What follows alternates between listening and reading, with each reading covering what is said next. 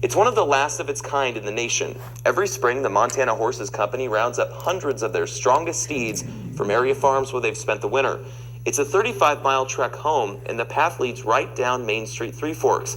I went along on the 8th annual Three Forks Horse Drive this Saturday. There's not many of them left. Everybody's kind of, most people truck them. They're not dumb as we are, I guess. Don't let that smirk fool you. Cale Mantle and the rest of the Montana Horses Company are far from dumb. This drive accomplishes much.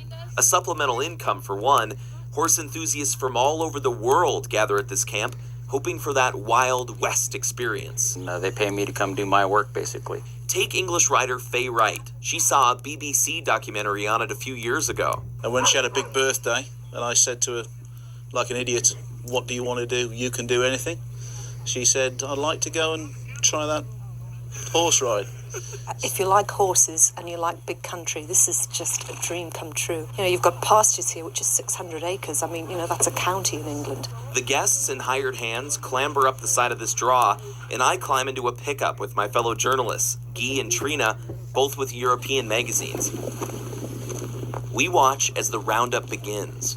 All 300 horses get a short but well-deserved rest inside this corral, but once the riders open up the gates, it's off to the races.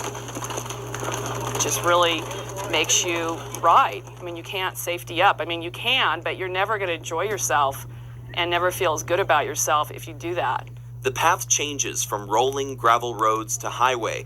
With this comes increased challenge. Deep ditches threaten to splinter the herd.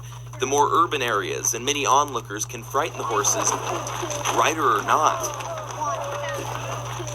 Yet that's exactly what these hands signed on for. The sense of achievement and the confidence it gives you, there's nothing like it.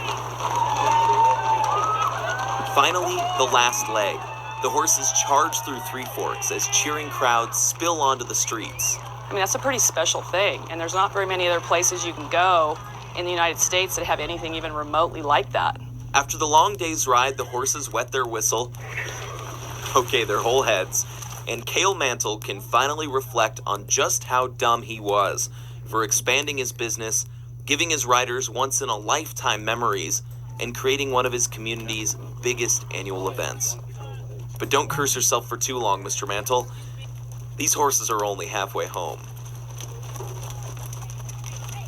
And the company finished the second half of the drive on Sunday.